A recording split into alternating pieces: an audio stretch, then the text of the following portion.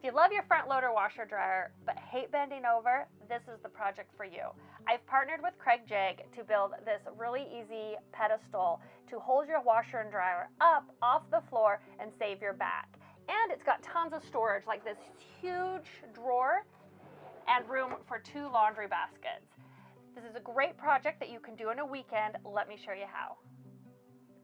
The first part of building our platform for our washer dryer is to build the base. Now this entire base is going to be built out of 2x4s. It's going to make it very strong. It's practically a little wall that our washer and dryer is going to sit on top of. And that is important because a washer is extremely heavy, especially once filled with all that water. So I'm going to be cutting all the 2x4s according to the build plans that you can get on craigtool.com. Then to assemble the base, I'm going to turn to my trusty Craig Jag, and I'm going to assemble the entire thing with pocket holes to give us the sturdiest base we can have.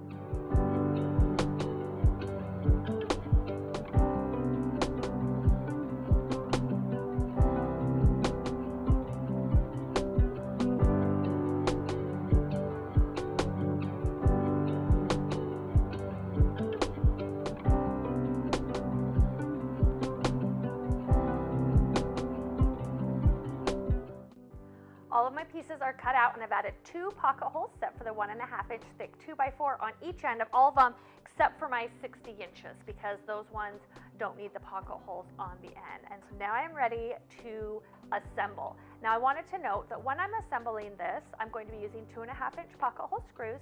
That's what works with the 1.5 inch thick material.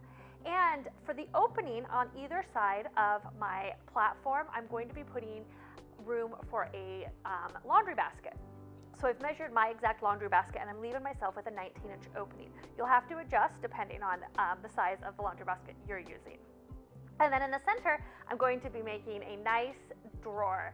It's going to give a lot of storage. It's going to be very tall because it's a 16 inch opening, 16 inch platform, and nice and deep. You've got, I'm going to go a full 24 inches deep, so it'll have a ton of storage. Now I'm going to add a face frame to this, and I'm going to clad all of the base in some 1/4 inch material to cover it up. And so when I'm doing the face frame, I'm going to make sure that the face frame is not in that drawer section so I don't have to worry about it. Adding blocking or anything like that when putting in drawer slides. So when you are adjusting the opening for your laundry basket, just make sure you're taking that into account. That the face frame will come into the cabinet area for the laundry basket about 3/4 inch on either side. One other thing to note, I am not adding cladding to either side of my platform. I'm just face framing the front because mine goes into a nook. If yours is going up against like a wall and it's open on the other side, you are going to want to cover up that side.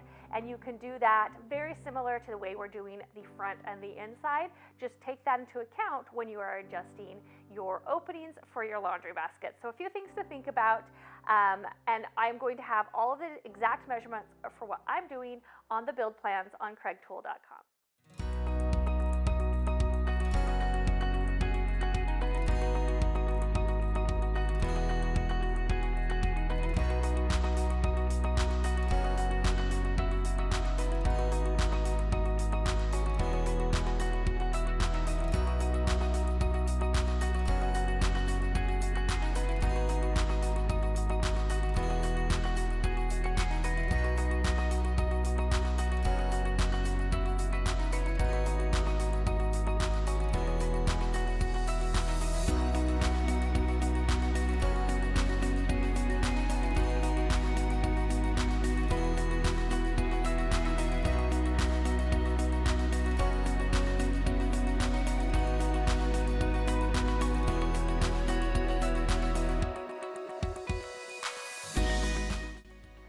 The base is built and this thing is sturdy. So the next step is going to be to cover it up and make it look pretty. So I'm going to be using a 1/4 inch material to clad the inside of my cubbies for the laundry basket. I'm not going to worry about it inside of the drawer opening. We're going to put the drawer slides on it. You really won't see what's going on in there. Now, if you do have one or both sides of your pedestal open, you'll also want to cut a panel to clad that. Now you can use any 1/4 inch material. Beadboard would look really cute, give it a very rustic, kind of cottagey, farmhouse style. You could use plywood if you want to stain it. I'm going to be using 1/4 inch MDF because I want to paint it, and painting up MDF is super easy. So I'm going to cut the panels to fit these two sections and these two sections, and then I'm going to attach them.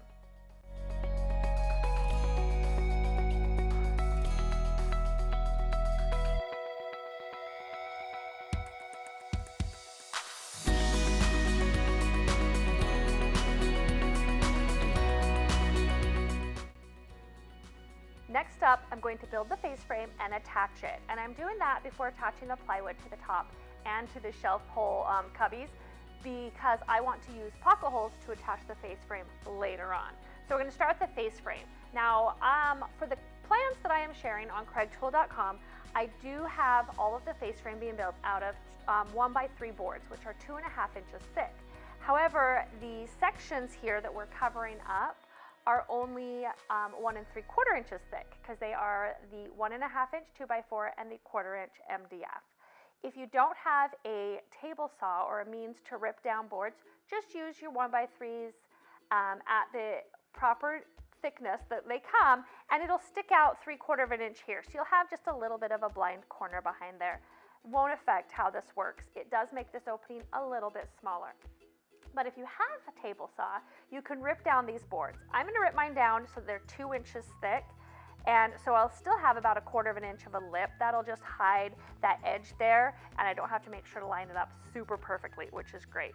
Also, the face frame is going to stick up 1/4 inch over the top of that plywood when I attach it, so it'll stick up a full inch before that plywood is on, and that's going to give me just a little bit of a lip on the back to kind of hide dust and things that might fall back behind there, and the feet of the washer dryer. So I actually am going to leave the top and the bottom with that little bit of a lip, and I'm just going to minimize it on these center pieces. Now, if you are going to be covering the back side here, you'll want to maybe use the full 2.5 inches thick and just adjust it so that it covers that side panel as well.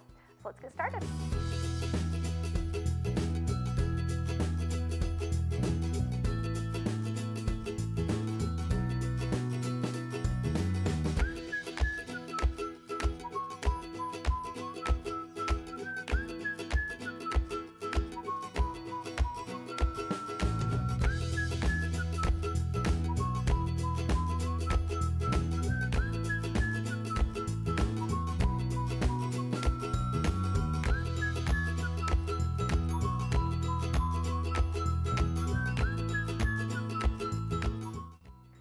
The face frame is finished, and I'm ready to attach it, but I'm going to need to add some pocket holes. I didn't add pocket holes when I was building this because I don't want to have the pocket holes set for 1.5 inch thick material, because then I have to worry about what screw to use to go into my face frame. And so what I'm actually going to do is I'm going to use my Craig 300 series, and I'm going to set it for 3/4 inch thick material. And then I'm going to drill it into these 2x4s.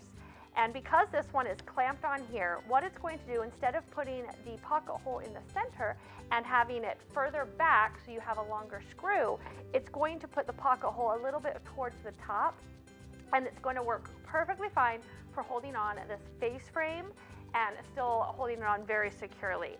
So I'm going to drill pocket holes along the front on the top, and then in the two sections here where I'm going to be putting the shelves, and then I can add glue, attach the face frame, and then move on to attaching the shelves.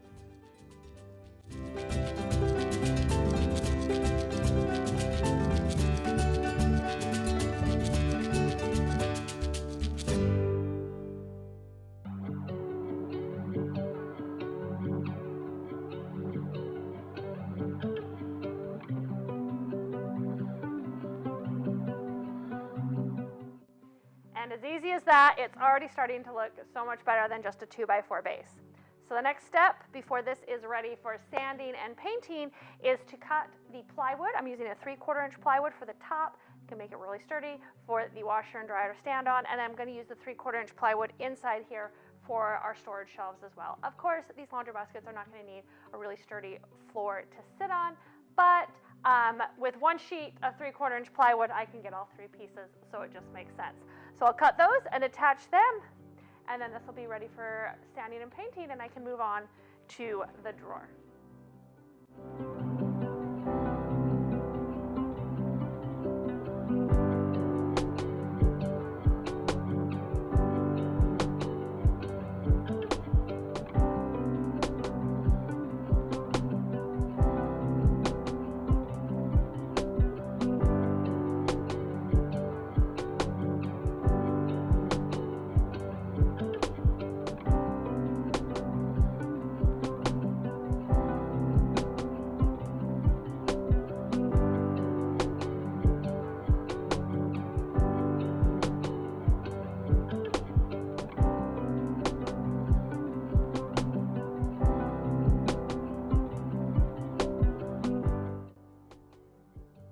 Okay, next step is to make the drawer front and the drawer for the laundry pedestal. And I've started by already cutting out all my pieces, and for the drawer front, I'm doing just a simple drawer front.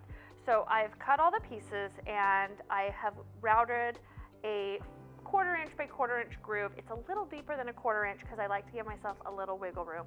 And so on the the rails, I've routed that the whole length. But however, on the stiles, I measure in 2 inches from each end, and I only routed the groove there because I'm going to attach the simple drawer front together with pocket holes.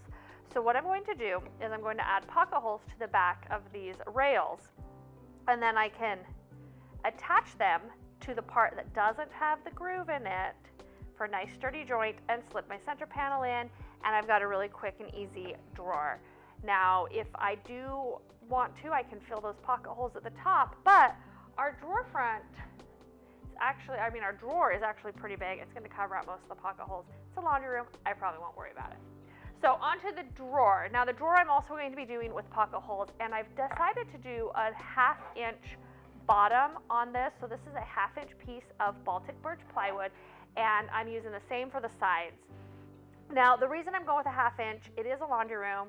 Storage sometimes can be really heavy, like if you want to do extra soap or things like that in it, that can get pretty weighty. So I figured a 1/2 inch bottom is going to make it so this larger drawer has a lot of support. And I'm going to be attaching this all together with pocket holes. Now, with the 1/2 inch bottom, I'm actually going to put pocket holes along the entire perimeter. And then on the front, I'm going to put pocket holes on the outside. So then I can glue it together, and I can secure it with the pocket holes underneath. And then when I get to the sides, I put it on the side, secure it with the pocket holes on the front and on the bottom, and it'll be a nice sturdy drawer. Now, one thing to note, I am using pre-finished Baltic birch plywood. I love it because the inside has already got a protective coating on it, so I don't have to finish it when I'm done. All I have to do is finish off the top. Makes it really quick and easy, but make sure when you are using that you use a glue that is good for it. I like roux glue, so I'm going to use it as opposed to wood glue on my drawer.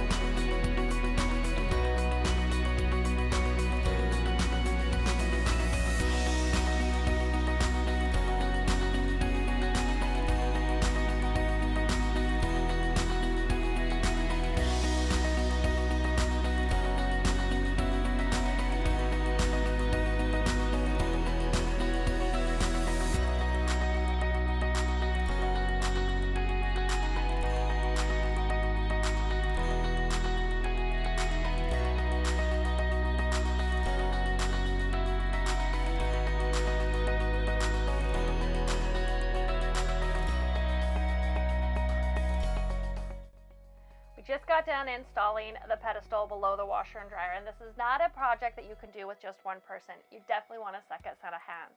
And a couple things I wanted to note, when I went to install this, we do have a vent that goes into the floor. So I had to cut out, just with a jigsaw, a little bit of an area inside of my stand for that, as well as a spot for a plug for the dryer. Other than that, the other thing that we had a little bit of a challenge with, when I measured from the top where the washer and dryer are. But walls tend to be a little bit narrower at the bottom. I should have measured from the bottom.